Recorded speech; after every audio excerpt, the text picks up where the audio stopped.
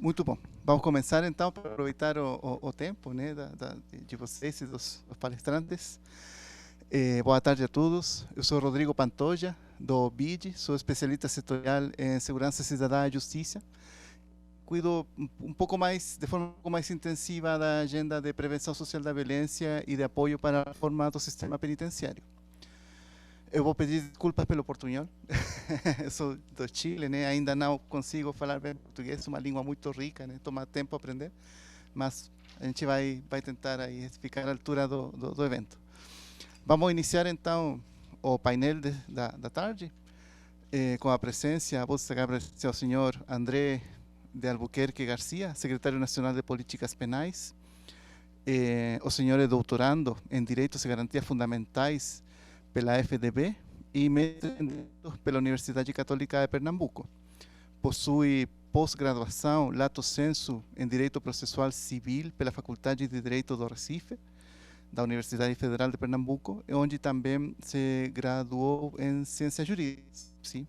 E vou apresentar também agora a nossa pesquisadora, colega Camila Dias, doutora em Sociologia pela USP e professora da Lei Federal do ABC. Ela é doutora em Sociologia, pesquisadora associada à OIPEA, pesquisadora do CNPq, pesquisadora colaboradora do Núcleo de Estudos da Violência.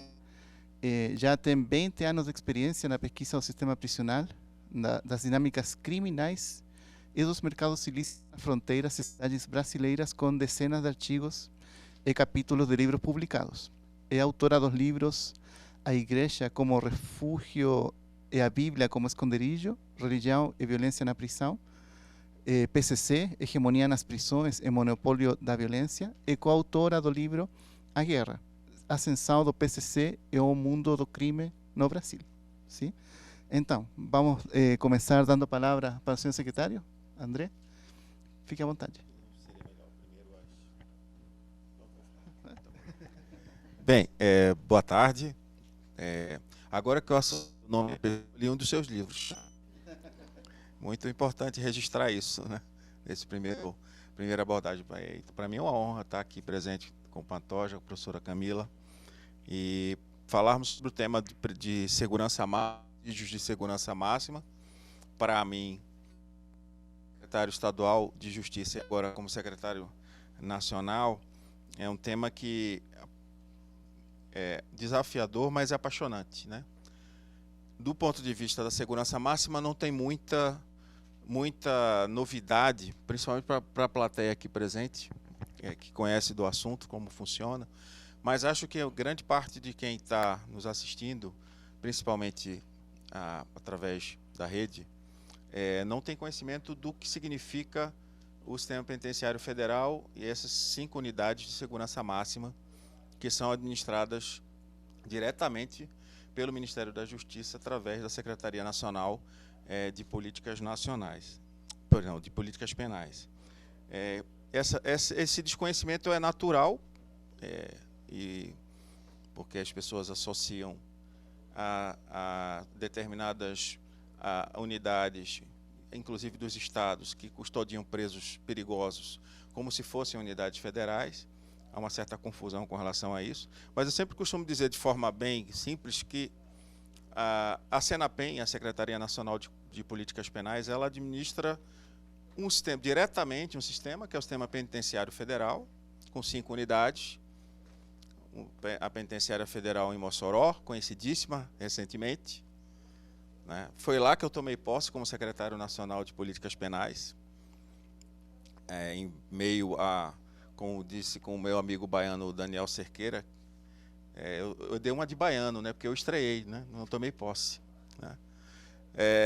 A Penitenciária Federal em Campo Grande, Penitenciária Federal aqui em Brasília, PF-BRA, e a Penitenciária Federal em Catanduvas, no Paraná, que são as 5 unidades que compõem o Sistema Penitenciário Federal.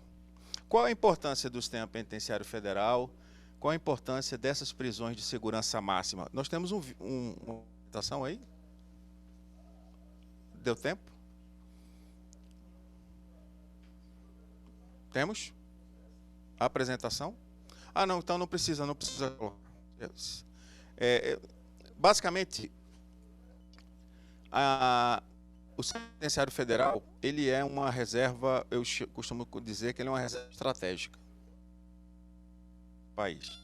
Foi uma das grandes preocupações minha quando tomei posse na secretaria, depois da ocorrência lá em Mossoró, de tentar estabelecer e passar para a população, comunicar adequadamente que aquele fato que aconteceu lá foi um fato único e irrepetível. Por uma série de circunstâncias, houve uma falha no cumprimento de protocolos de segurança que resultou naquele desfecho. Mas o sistema em si e a sua finalidade, que é a desarticulação de lideranças de facções criminosas, de organizações criminosas, continua funcionando de forma rígida e é necessário para um país como o Brasil, infelizmente. Essas 5 unidades, cada uma com 208 vagas, elas têm, por lei, inclusive, essas vagas não podem ser, essas unidades não podem ser objeto do sistema de superlotação. E por orientação nossa e por diretrizes da própria secretaria, nós temos hoje em torno de 50% de ocupação de vagas no sistema. Lá são, como eu disse, são custodiados presos que os sistemas estaduais entendem que não tem condições de mantê-los segregados do convívio e da articulação com o mundo extramuros. Essa é a principal razão da existência desse sistema, da desarticulação e custódia segura desses indivíduos. Mas há também outros perfis de presos que também ingressam no sistema penitenciário federal, que são consequência, por exemplo, de presos que fazem a delação premiada, que precisam de proteção por parte do sistema penitenciário, por parte do judiciário e, consequentemente, do nosso sistema. Há também presos perigosos que participam de rebeliões em estados, que não necessariamente são lideranças de facções ou de organizações criminosas. Enfim, o perfil é basicamente de presos que os estados não têm ou entendem que não têm condições de custodiá-los. Nós estamos num trabalho permanente de conscientização dos estados nesse sentido, porque é preciso evitar a banalização e o envio de pessoas que não têm o perfil adequado para ocupar essas vagas. Não é? Os presídios, o sistema penitenciário federal tem uma característica muito interessante nesse sentido, que é uma atuação muito forte dos juízes corregedores, que são juízes federais, criminais, e que, portanto, controlam com muito critério o ingresso de indivíduos no sistema, porque para que eles ingressem é preciso que haja o aval do Poder Judiciário local e o aval também dos juízes corregedores, dos corregedores ou corregedoras que atuam no sistema, que fazem a correção nas 5 unidades do sistema penitenciário federal. E mesmo assim, há casos, eu já presenciei como secretário estadual, casos em que presos que não têm perfil já foram encaminhados para o sistema penitenciário federal. E isso é muito ruim, porque esses indivíduos, quando retornam para os sistemas estaduais, eles já retornam com outro status, com uma capacidade de articulação maior do que tinham quando saíam, em função das características do próprio sistema. Não é? E aí nós temos trabalhado também, em todos os eventos e conversas com esses atores locais, a necessidade de se ter muito critério para que sejam encaminhados esses indivíduos para o sistema penitenciário federal. Já vi situações de presos que, na verdade, eram troféus políticos, um troféu político, para quem o prendeu, obviamente, que queria que se promovia uma transferência sem sentido do ponto de vista da finalidade a ser desempenhada, da finalidade a que se destina o sistema. Então, esse é um dado importante, e todo espaço que eu tenho oportunidade de falar, eu faço as minhas considerações. A segunda é a destinação, o objetivo do sistema e suas características próprias, né? É um sistema com celas individuais, é um sistema que há monitoramento de visitas, não há contato com os presos físico, somente através de parlatório ou virtual. É um sistema que o próprio parlatório, que os atendimentos feitos pelos advogados também são monitorados por decisão judicial e por previsão legal. A lei específica do sistema penitenciário federal nos permite isso, e é uma ferramenta fundamental, sem nenhum demérito à advocacia, até porque eu também sou oriundo dela, mas é importante que se estabeleça esse mecanismo, essa ferramenta de controle para o perfil de preso que temos, não estamos falando aqui de presos comuns, não é? E a missão de enfrentamento e desarticulação de organizações criminosas, que é a principal finalidade da existência desse sistema, ele se justifica por diversas razões, muitas delas óbvias, outras delas que não são de conhecimento geral, que são importantes também de serem divulgadas. Pelo menos o vídeo eu queria que colocasse, pode ser? Porque esse vídeo ele tem depois a explicação com relação a o que significa esse sistema e quais as consequências dele na vida das pessoas, inclusive dos nossos policiais penais federais. Não, é o inicial, o primeiro vídeo. É o primeiro slide. Esse.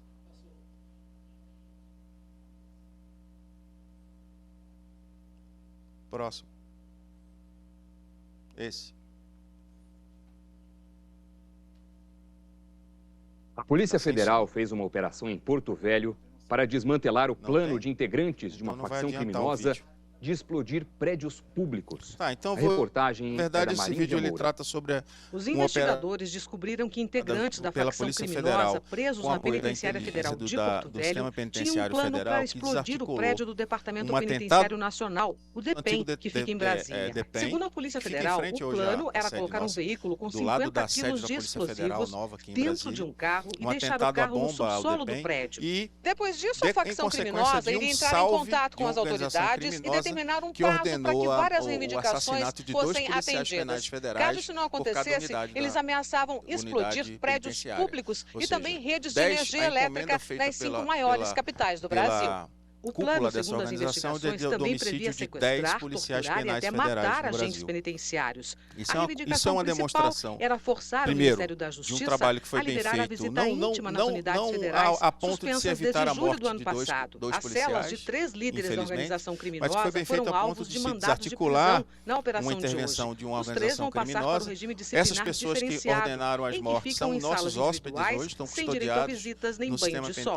A investigação mostrou que as ordens circulares por bilhetes. Isso demonstra, um preso deixava um bilhete com outro preso chamado de subordinado. E esse passava o papel para sua mulher durante a visita. E segundo, as mulheres reescreviam o texto nos celulares para repassar a outros integrantes da facção. Os agentes da Polícia Federal também cumpriram mandados de busca e apreensão em uma casa em Porto Velho, mantida pela facção, para hospedar os familiares no período de visitas. Mas a casa estava para quem vazia. vive na realidade, para quem sabe as consequências de salves e ordens e decretos que são feitos por organizações criminosas, esse é o mundo que a gente não deseja, mas que é necessário. Então, essa é a primeira observação que eu faço com relação a importância da carreira, inclusive, do policial penal federal e do que o governo deve reconhecer a importância dessa carreira, como foi feito recentemente com a criação da Polícia Penal Federal pelo governo Lula, né? Tá sancionado pelo presidente a criação da Polícia Penal Federal, com esse objetivo de fortalecer cada vez mais as instituições que fazem esse tipo de trabalho. Quais são? Pode passar então, vou aproveitar rapidamente. Pode passar.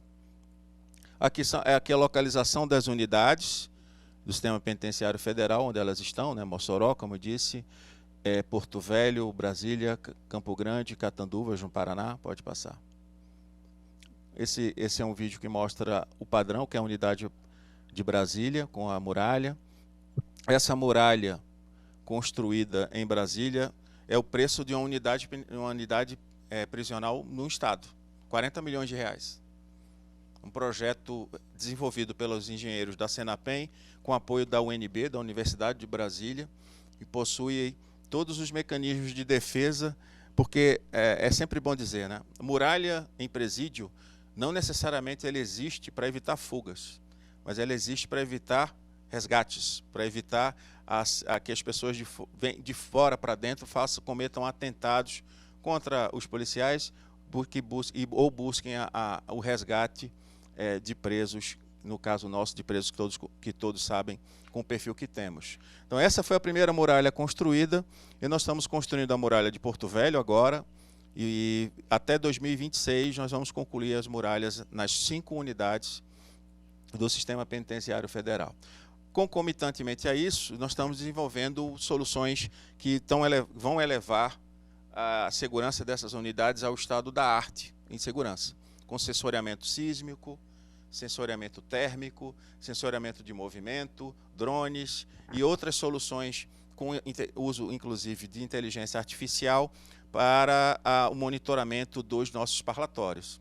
Então, isso vai ser feito agora através... A degravação vai ser muito mais simples, o trabalho policial de inteligência também.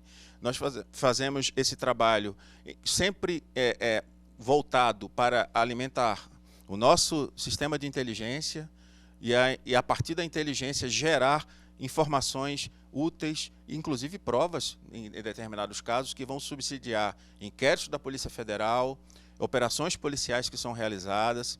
Ou seja, aqui, o Sistema Penitenciário Federal está...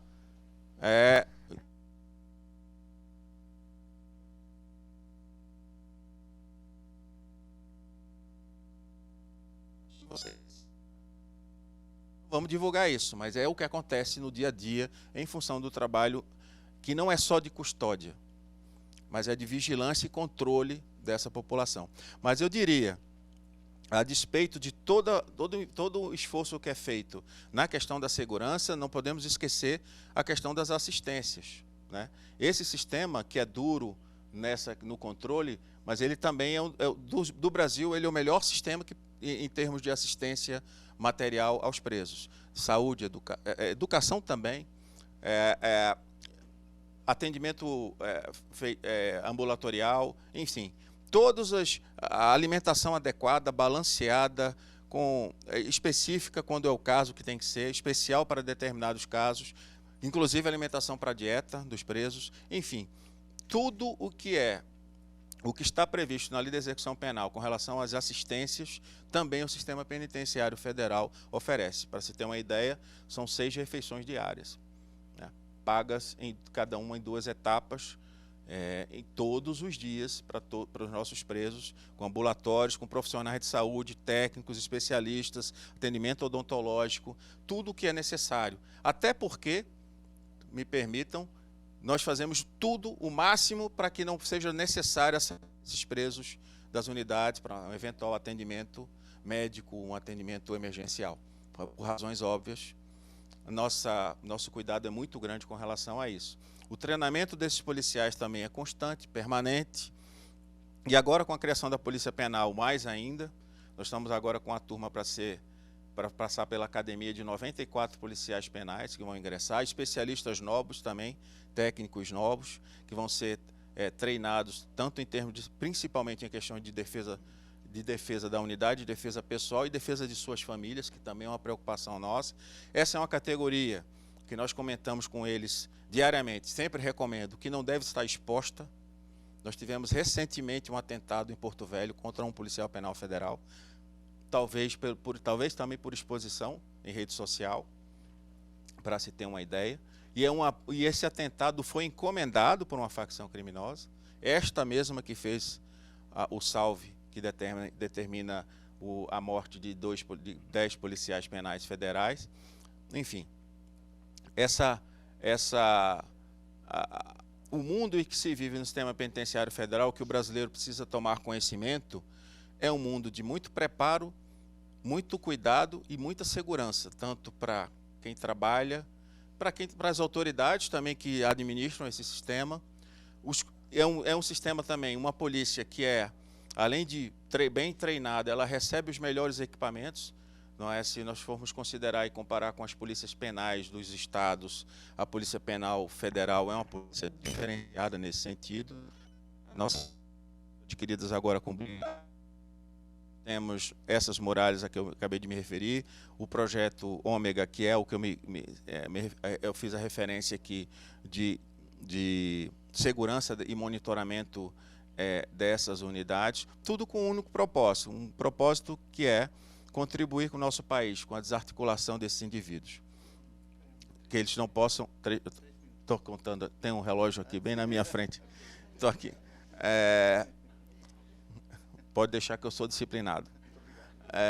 Enfim, esse é o objetivo do sistema. A Senapen, que administra o sistema, ela tem outras atribuições. Então, eu sou coordenador do comitê que está elaborando o Plano Nacional de Enfrentamento ao Estado Inconstitucional de Coisas, fruto da decisão da DPF 347 do Supremo Tribunal Federal. Junto com o desembargador Luiz Lanfred, do CNJ, nós estamos coordenando as equipes que elaboram também esse Plano Nacional, que vai resultar, depois de homologado pelo STF, nos planos estaduais que serão elaborados por cada um dos Estados-membros da Federação. Também administra o Fundo Penitenciário Nacional, que é outra questão que eu estava comentando aqui antes de iniciar a minha fala. O Fundo Penitenciário Nacional ele vem sendo desidratado ao longo dos anos, infelizmente. Então, o que era em 2016 quase 2 bilhões de reais, hoje esse mesmo fundo, com mais problemas para se resolver, com os investimentos que devem ser feitos no sistema penitenciário federal, porque o único orçamento da Senapen é o Fundo Penitenciário Nacional. Esse mesmo fundo saiu de 2 bilhões para 360 milhões nesse ano.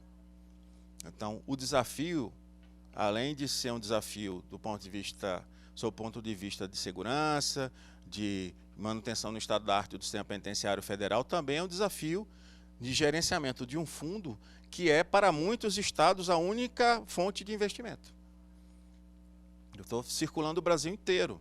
E as pessoas estão preocupadas porque sabem que eu tenho hoje 29 milhões de reais para repassar para os estados, até o final do ano apenas. Somente 29 milhões de reais. Esse recurso, para se ter uma ideia, o que aconteceu recentemente, a tragédia no estado do Rio Grande do Sul, por exemplo, nós estamos estimando em torno de 20 a 30 milhões de reais de suporte apenas para o sistema penitenciário. Apenas para o sistema penitenciário gaúcho. Apenas para os investimentos emergenciais, para as reformas necessárias e aquisição de mobiliário perdido pela enchente. Então, só para se ter uma ideia do que nós temos de desafio pela frente e da necessidade de convencer as pessoas, os nossos parlamentares, enfim, a todos aqueles que precisamos repor as fontes de financiamento do Fundo Penitenciário Nacional, que foi perdida ao longo desses últimos anos. Lamentavelmente, sem essa fonte de financiamento, nós não teremos condições de fazer o básico, de fomentar as políticas nos estados e de estabelecer o que é mais importante. Quando se faz um planejamento, vou já caminhando para o final, se faz um planejamento, é necessário que esse planejamento seja executado, não é?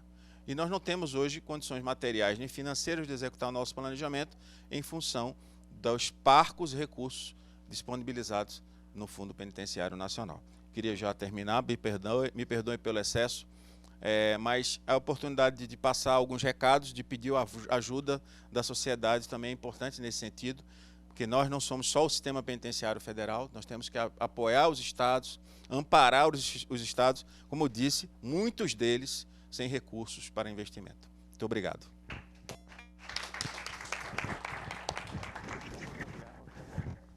Muito obrigado, doutor André, pela sua palestra. Eu peço, por favor, se tiver comentários ou perguntas, podemos deixar para o final, vamos deixar alguns poucos minutos para conversar e poder interagir um pouco. Mas agora, para já não perder tempo, vou passar a palavra para a professora Camila. Sim, por favor. Boa tarde. É um prazer, né, conhecer o doutor André, conhecer o Pantoja e discutir, né, mais uma vez esse tema do sistema prisional aqui nesse evento, né, com tanta gente, tão dinâmico. Bom, para mim é sempre uma oportunidade, né, e também uma oportunidade de reflexão, né, porque como sou acadêmica, sou professora, há mais de 20 anos, né, tenho feito pesquisas e também participado de diversos grupos, né, que envolvem a questão prisional. O ano de 2000 foi meu primeiro contato com a prisão no Carandiru. Eu era parte de um grupo que dava um curso para os presos nos pavilhões 8 e 9. Então foi meu primeiro contato assim, com esse universo prisional. E depois disso fiz mestrado, né, sobre a questão da conversão evangélica dos presos. E depois, no doutorado, comecei a pesquisar o PCC, né, nas prisões de São Paulo, e de lá para cá, então, venho, né, fazendo diversas pesquisas envolvendo principalmente o PCC. Atualmente tem uma pesquisa, né, pelo IPEA, buscando entender e identificar as facções em todos os estados. É meio pretensiosa, né, a pesquisa, mas entender a dinâmica das facções em todos os estados do Brasil. A gente já fez região norte, centro-oeste, estamos terminando o relatório da região centro-oeste agora, e esse ano vamos fazer nordeste, né, pretendemos fazer nordeste ainda esse ano, enfim.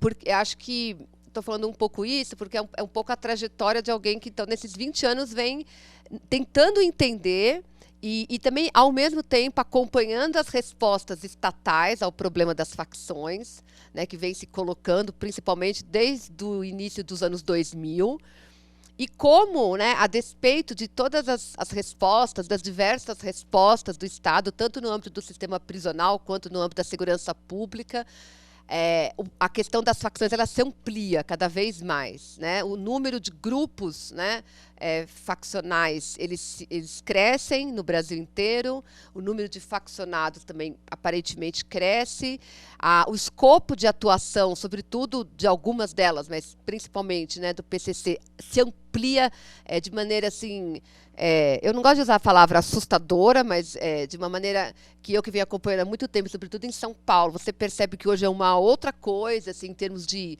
inserção em economias ilícitas, ilícita, em espaços da sociedade também, abarcando espaços diferentes, inclusive políticos, e de uma forma que é um grande desafio, né? E admiro, né, quem tem esse desafio de estar à frente de uma secretaria, como o doutor André e tantos outros, né, secretários, secretárias, mas o meu papel é um pouco questionar, problematizar, até porque, claro, eu estou numa posição confortável, né, porque eu sou pesquisadora, eu sou professora, e eu sei que... Mas aí eu fico...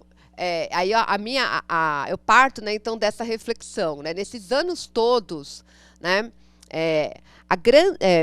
o Brasil sempre deu como resposta ao problema gerado na prisão, a própria prisão como resposta, né? E aí a gente acompanha e vê que o problema só se expande, só se amplia, né?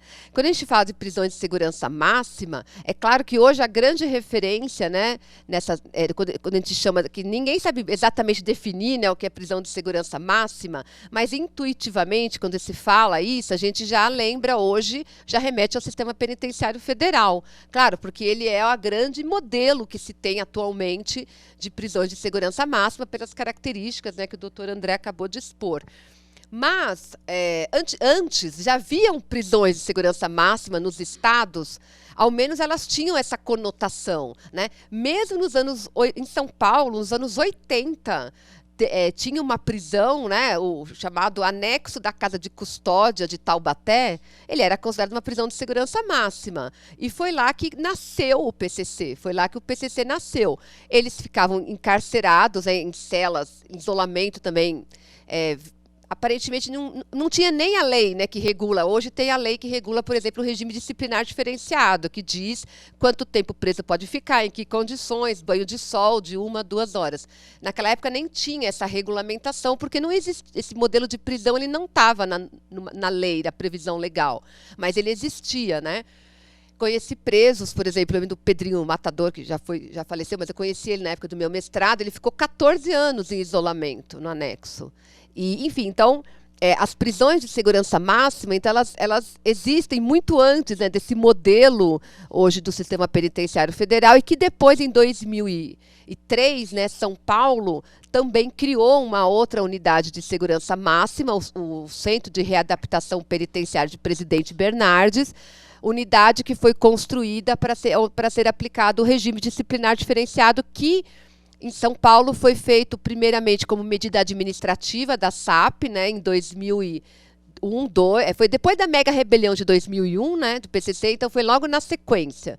E em 2003, então, começou a funcionar essa unidade. E depois, em 2006, né, que foi inaugurada a primeira penitenciária federal, que foi Catanduvas, né?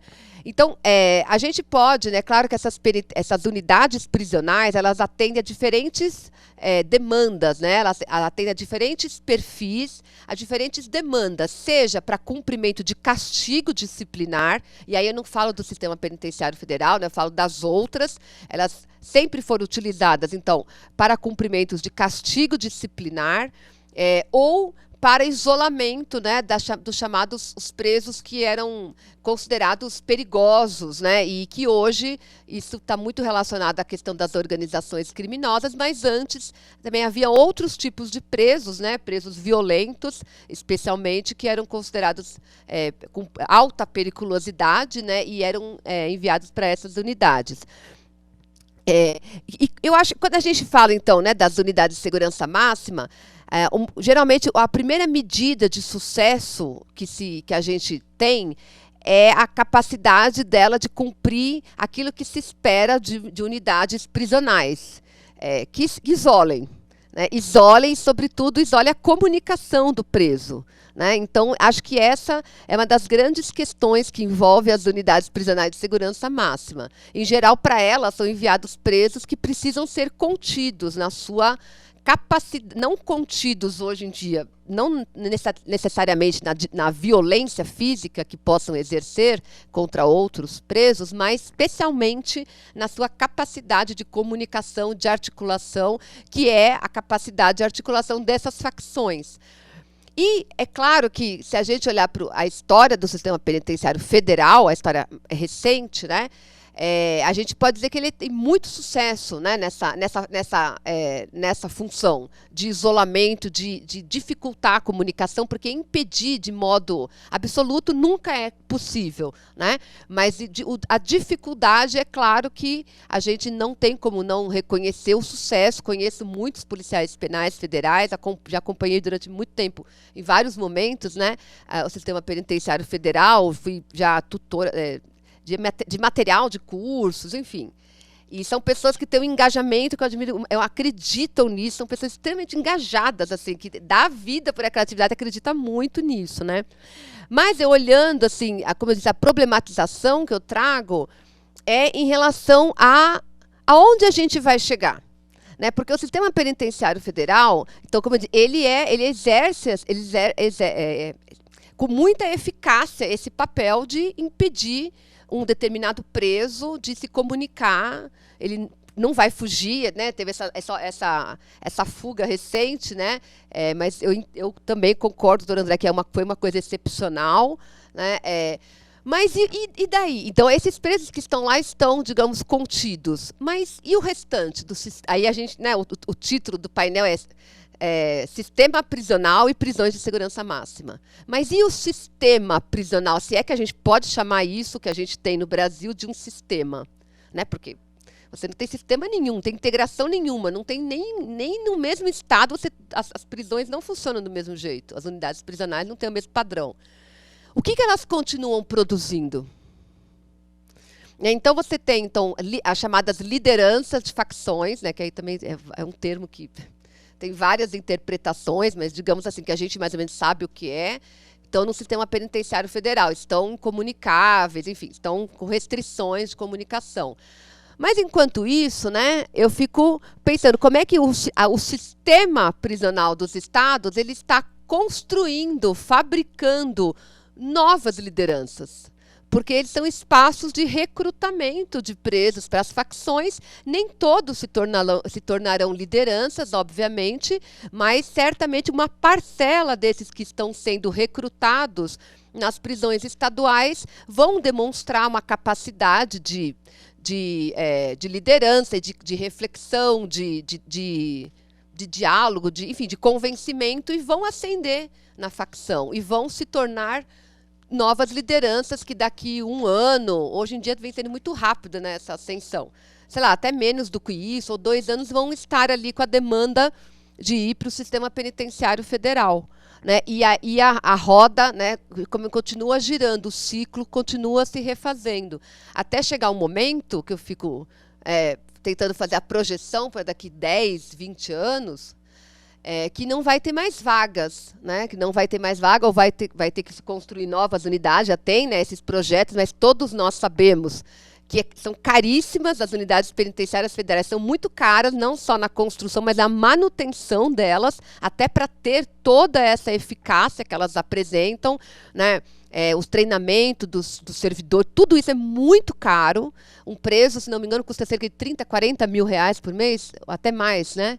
Então, é muito. Então a gente fica pensando, né, na racionalidade disso tudo, e aí é claro que eu não estou, né, dizendo que não tem que ter o sistema penitenciário federal, eu estou olhando para o outro lado, mas qual que é a porta de saída disso?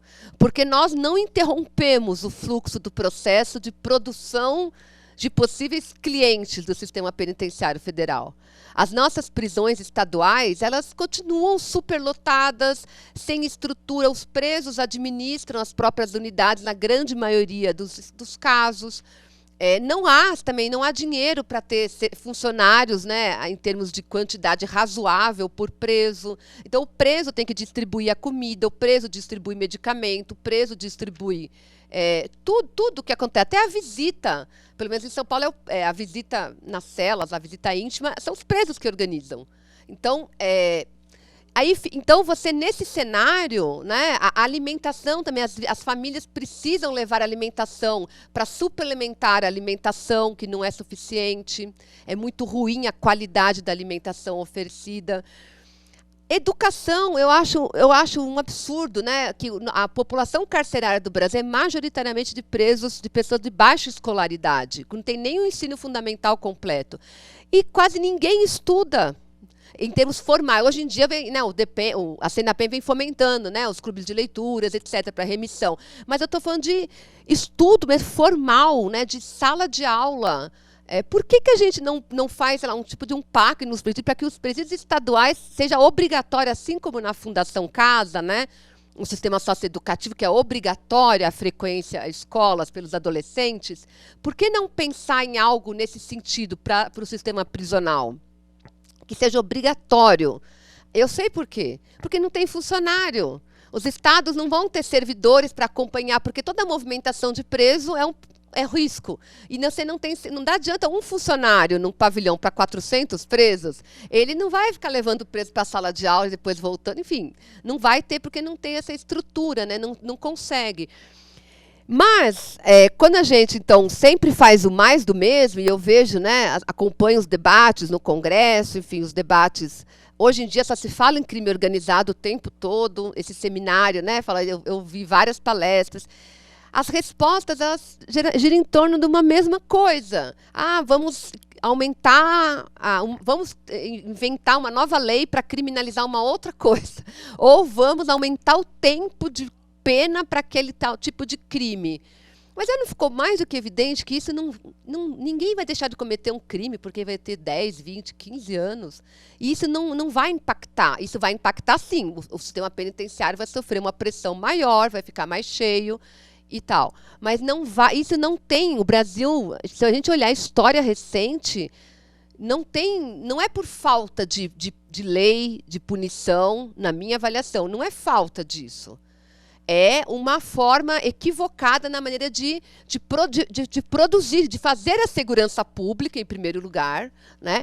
E depois o sistema prisional, que é algo... se a gente olhar da perspectiva da racionalidade, é completamente insano colocar pessoas dentro de uma prisão dos estados, porque a gente está entregando o indivíduo, aquele indivíduo que, sei lá, está vendendo droga numa biqueira ou que roubou um carro. A gente está entregando, às vezes jovem, não conhece ninguém, e lá ele vai se conectar às redes, vai ter professores, né? Digamos assim, como assaltar um banco, como fazer um crime vai ter uma série de cursos de especialidade que ele quiser ali dentro, para ele se engajar em redes que vai trazer a ele ali uma inserção criminal muito mais interessante para ele, para ganhar mais dinheiro, se ele tiver capacidade de aprender, porque alguns realmente não, né, vai ficar só no crime de rua mesmo, mas se ele tiver capacidade, ele vai se inserir nessas redes, que são isso que as facções fazem. Elas são redes de pessoas, sobretudo, né, que recrutam principalmente dentro da prisão, e que, nos últimos 20 anos, o Brasil ele tem essa peculiaridade dentre todos os outros países do mundo, né? Essas facções, elas conectaram, elas se amarraram, né, de dentro das prisões as dinâmicas criminais nas ruas. E, de alguma forma, e cada vez mais, elas colonizam as atividades criminais e os mercados ilícitos. O Brasil é o único, assim, nesse ponto, né, dessa conexão entre a prisão e o crime, a partir desses grupos. Você vê, os mexicanos, os cartéis, é outra história, não vem das prisões, né? Enfim. E isso, Colômbia, todos os outros países não têm essa especificidade que o Brasil tem. E aqui a gente realmente não consegue lidar, porque é um grande desafio, né? Porque geralmente vem à cabeça, né? Um crime novo, muito grave, violento, prender. É a nossa resposta quase que imediata e intuitiva, assim, vem na hora. Só que na prisão, né? Eu estava falando até com o Catalice, né? A prisão, ela é o problema no Brasil. Ela é o problema. Então, eu parto, né, dessa reflexão. Bom, eu vou dizer que não estou defendendo o abolicionismo penal. Não é isso. Eu estou pondo realmente um questionamento. Se a prisão é o problema, eu penso que a gente teria que olhar, então, para esse problema. Vamos considerá-la como problema e não como solução para nada. E como é que a gente consegue, né, a partir de políticas públicas, tentar... Acho que acabar com o problema a gente não vai acabar, mas reduzir, minimizar o impacto nocivo que esse problema causa. Na minha avaliação, né, eu acho que o problema ele é muito difícil, eu não acho que a gente tem condições de resolver isso num prazo curto de tempo, nem médio, mas eu acho que passa por a gente, de fato, quando a gente fala de medidas alternativas, né, eu sei, o DEPEN tem, né, um setor, uma política e tal, mas eu sei que na hora H do dinheiro acaba sendo dirigido a maior parte dos recursos para as prisões, porque já tem pouco. Então, o que tem acaba sendo para construir prisões, para reformar prisões, a demanda dos estados. As medidas alternativas, as políticas de egresso, elas acabam minguando, elas acabam praticamente não existindo, porque... tá bom. Então, porque todo o dinheiro que se tem vai para as prisões. Quando eu penso que se a gente, de fato, investisse de verdade, não só, né, no discurso, digamos, na prevenção à prisão, e o que não quer dizer impunidade, mas quer dizer, de fato, uma medida alternativa à prisão, uma pena alternativa à prisão. E, na outra ponta, numa política de egressos, mas estruturada, séria, que o cara não sai da prisão, seja colocado na rua, como acontece, para tomar um ônibus, para ir para outra cidade que é a dele, e ele não tem nem documento, não tem nada. Né? Então, que seja que fosse séria. Eu acho que seriam os caminhos para a gente ir, aos poucos, desatando esse nó. O sistema penitenciário federal e as prisões de segurança máxima, no geral, vão continuar tendo a sua importância, é verdade, mas o horizonte seria de encontrar saídas para que não continuasse sendo produzida a clientela para esse sistema, porque isso não vai ter fim. Né? E só para finalizar, eu queria também se há uma coisa, né, e eu já conversei com muito preso, faccionado, não faccionado, enfim. Se tem uma coisa que previne o indivíduo, ou pode prevenir que o indivíduo queira entrar para a facção, ainda que ele seja convidado, e ele não faz, ou que ele esteja na facção e ele queira sair, se tem uma coisa que eu já ouvi de muita gente, é a família, é o vínculo familiar. Muitas vezes o preso faccionado acaba de nascer um filho, ele tenta sair, ele quer sair, né? Porque, por exemplo, o PCC, ele tem o lema lá, né? Eles se chamam de família e claramente afirma no estatuto que o PCC vem antes da família, é prioridade. Então, o preso que tem um vínculo familiar, ele geralmente não quer se comprometer, porque ele sabe que na hora, né, num determinado momento, se ele tiver que escolher, ele é obrigado a escolher a facção, né? Então, outra sugestão assim, é fortalecer os vínculos com a família. Porque, na grande maioria dos casos, a família, especialmente as mães, eu acho que elas seriam as primeiras aliadas do Estado para prevenir o indivíduo de se faccionar. Porque nenhuma mãe, e eu tenho um trabalho já há alguns anos com familiares, né, de presos, Nenhuma mãe quer o seu filho faccionado. Isso é a perda do filho. Ela perde o filho para a facção. É assim que elas enxergam, né? E, então, eu acho que o Estado, uma política prisional também poderia, ao invés de fazer exatamente o oposto, como o Congresso Nacional fez agora recentemente, né, com a questão da saída temporária, que é justamente a ideia do vínculo familiar que está, né, contido na ideia de saída temporária e da progressividade da pena. Ao invés disso, o que deveria justamente é fortalecer esses vínculos. Claro que em alguns casos pode falar, mas a mulher também comete crime. Em alguns casos, aí, quando se identifica que a família tem um envolvimento, ok. Eu estou falando da grande maioria dos casos que a família é o suporte para o indivíduo para ele não querer, não ter interesse em se faccionar. Eu acho que se o Estado apostasse nisso, ele teria aí um grande aliado, que são as famílias. Né? Então, eu já passei um pouquinho, desculpa. Viu? Muito obrigado, professora. Bom, eu só apenas vou contribuir 2 pontos para já dar a palavra aos comentários, perguntas do pessoal. A gente vem do Banco Interamericano de Desenvolvimento, que contribui com investimento público, né, para projetos de desenvolvimento. Fica claro que o crime dificulta o desenvolvimento econômico e social dos países, né, especialmente da América Latina. E como parte da prevenção do crime, a gente inclui nosso olhar ao âmbito prisional, sim? E aí a gente tem esse... A gente enxerga isso de uma forma positiva, né? Assim como um potencial de desenvolvimento. Aqui no Brasil, tem fora do sistema fechado, aproximadamente 8 ou 10% da população do sistema prisional, né? Na série histórica, tem anos melhores, anos piores, né? Mas é aproximadamente 8 ou 10%. No meu país, no Chile, que não é uma referência prisional, por favor, eu não vou falar que é uma referência, mas tem 50% da população no sistema fechado. A metade da população serve sua sentença na comunidade. Situação relativamente similar, né? Então, a gente está tentando estudar, analisar quais são as ferramentas da legislação, da administração pública avançar. E isso só não vai funcionar. Claramente o governo está fazendo, né? Esse é um ponto. E outro ponto é como aproveitar a oportunidade do tempo que a gente tem esse contato com o pessoal que está dentro do sistema penitenciário para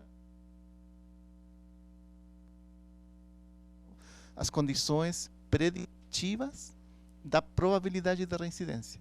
Porque a gente gostaria de fazer 2 coisas. A primeira, que as pessoas possam sair do sistema prisional da forma mais rápida possível, mas que não volte, sim? E existe tecnologia social no mundo já desenvolvida, já testada, que consegue fazer isso. O Brasil vai ter seu primeiro teste, né, dessa tecnologia com a ajuda do Dr. André Garcia, né, no estado do Espírito Santo, quando ele foi secretário, né, antes de chegar para o nível do governo federal.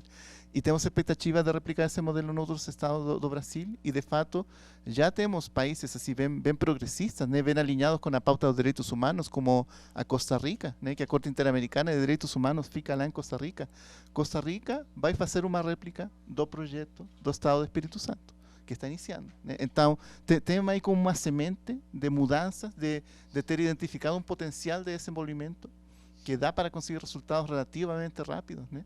E que o banco tem essa vontade de apoiar, né? De investir, mas especialmente fazer isso que a gente está fazendo agora, um diálogo técnico que ajuda a identificar problemas e soluções, sim? Então, só isso, gente. Peço desculpas, né? Mas eu gostaria de saber se tem perguntas, comentários para os palestrantes. Tem microfone aí, ok.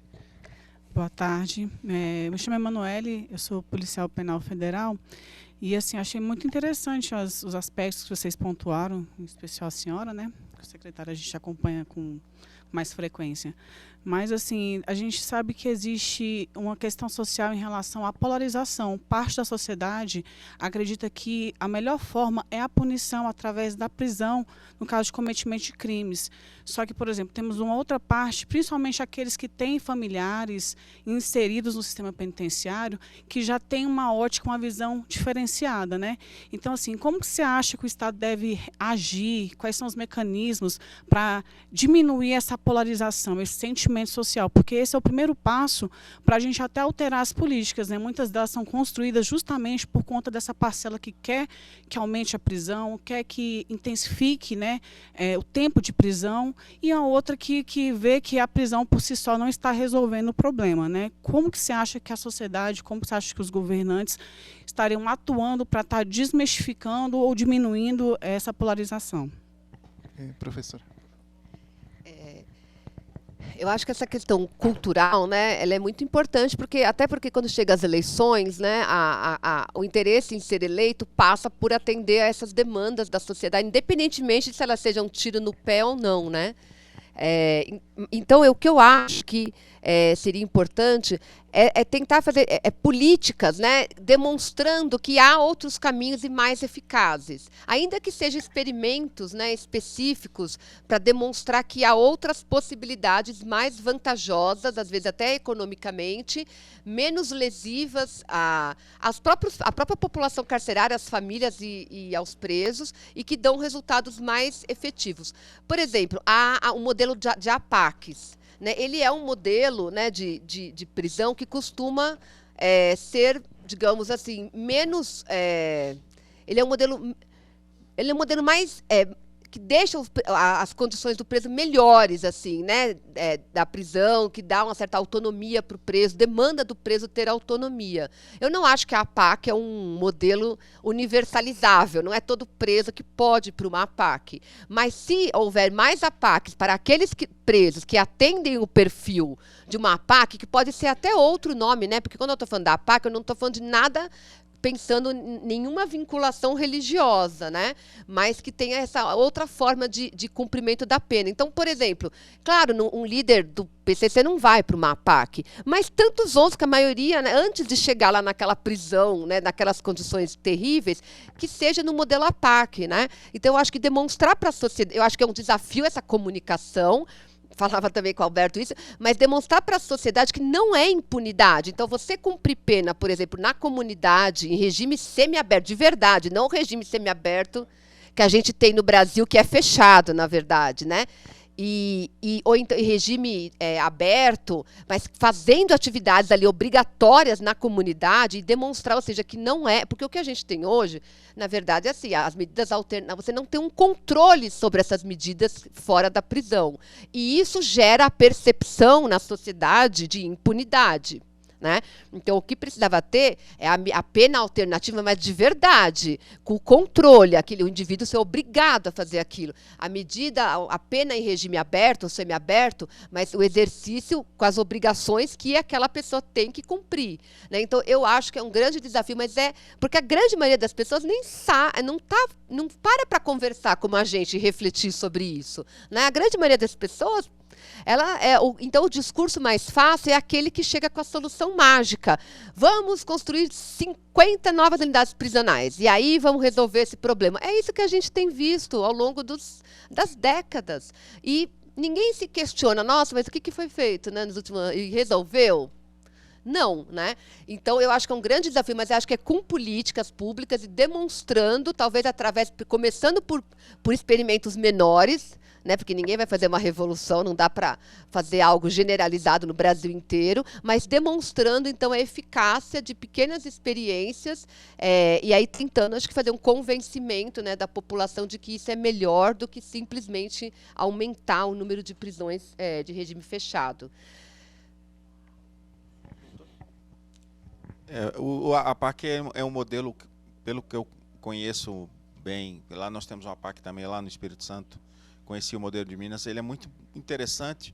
O grande problema é o drama que o gestor vive com o déficit de vagas, porque ela não tem escala.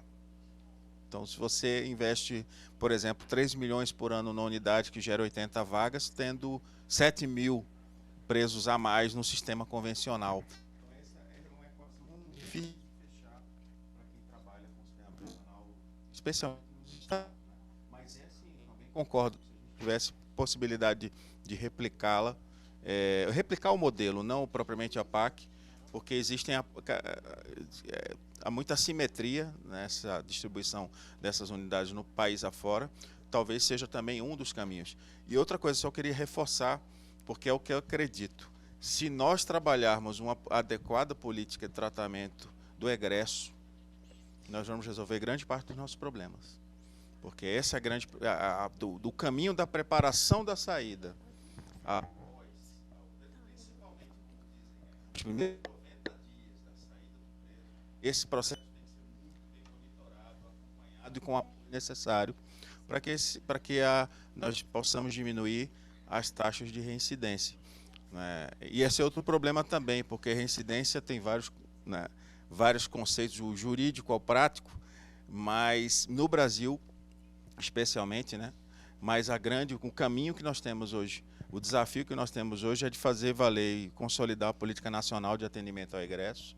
Eu acho isso fundamental. E falo isso também com o meu passado como secretário de Segurança, porque eu acho que é importante que se faça esse esforço por parte do Estado e da sociedade nesse caminho. E também controlar a porta de entrada no sistema prisional.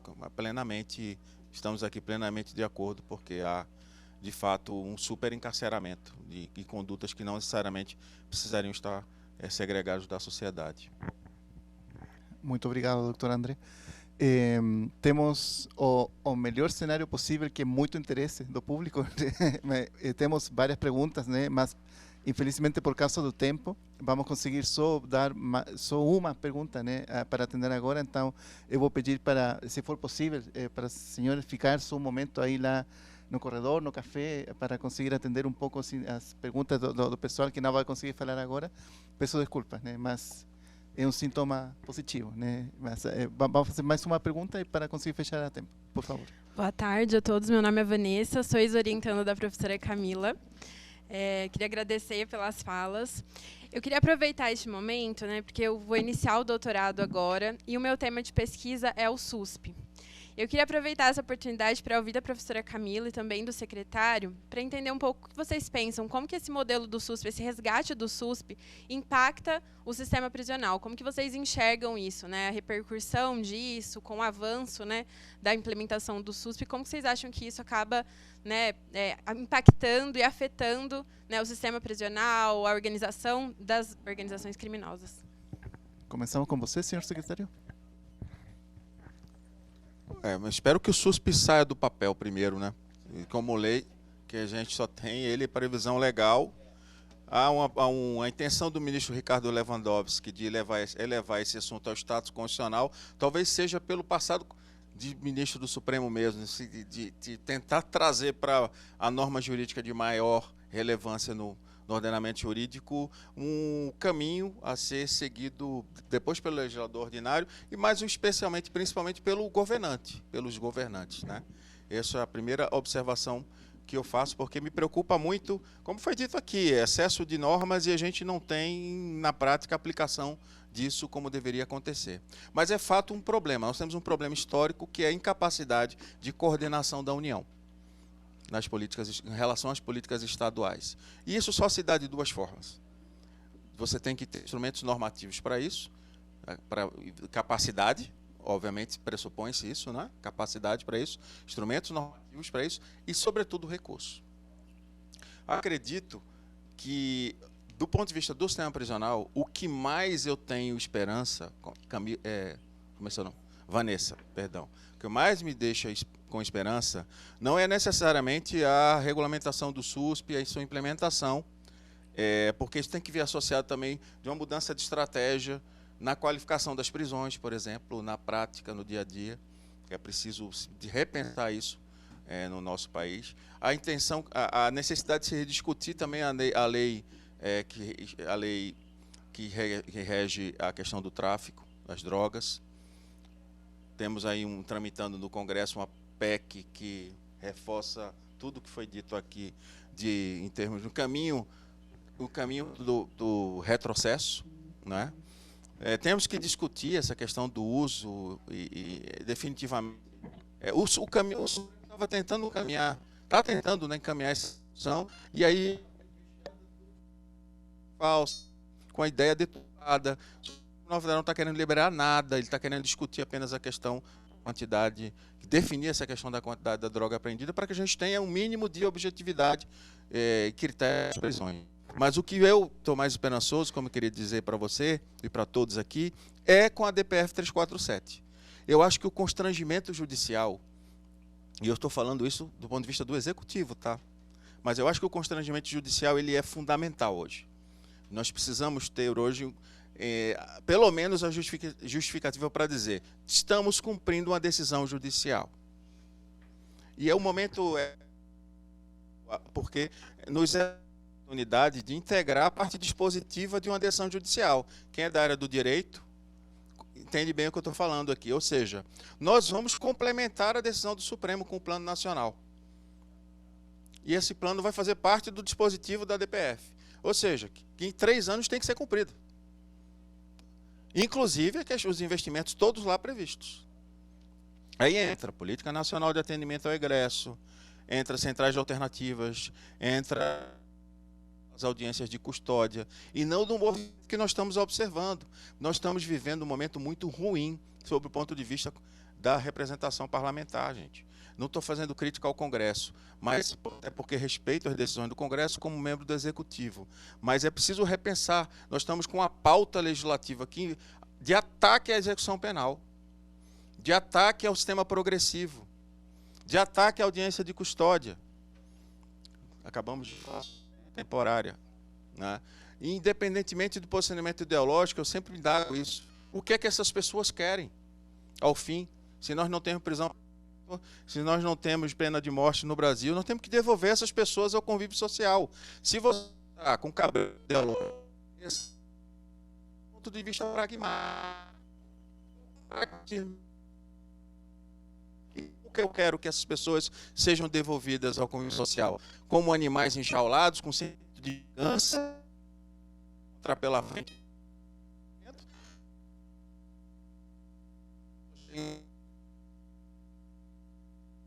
Olhas, ninguém unidades.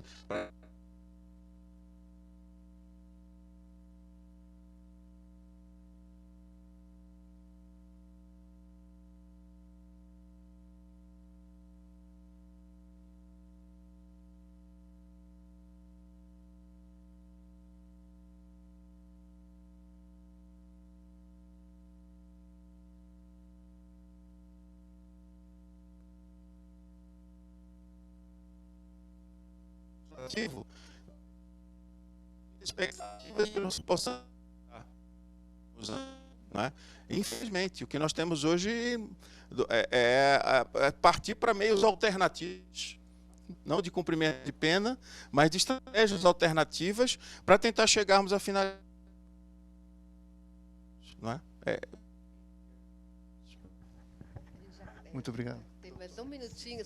Eu acho que o SUSP, ele vai, uma coisa, no caso do sistema prisional, que pode ser muito importante, é, de fato, amarrar as responsabilidades, né, dos entes federativos e, especialmente, o município. O município tem muito a contribuir, no caso da questão prisional, na verdade, da questão penal, se ficasse, por exemplo, né, responsabilizado pelas medidas alternativas e o acompanhamento, né, dessas penas alternativas e também pela política de egresso, porque é o município que está na ponta, é o município que pode, através de CAPs, enfim, né, de profissionais especializados, ter o acompanhamento dos egressos na comunidade ou dos indivíduos em cumprimento de pena alternativa. Então, eu acho que o SUSP ele poderia amarrar melhor essas responsabilidades, né, dos diversos entes, inserindo o município de maneira mais definitiva e clara também na responsabilidade em relação à política penal. Eu acho que essa seria, claro, há muitas outras, na verdade, acho que isso seria uma coisa assim, fundamental em relação à questão do SUSP, né, pensando no sistema prisional. Muito obrigado, doutora. Muito obrigado, senhor secretário. Peço desculpas por ultrapassar o tempo, mas a dinâmica gerou interesse, né? É um tema que a gente gostaria de aproveitar. Muito obrigado a todos. Boa tarde e bom final de semana. Tchau, tchau.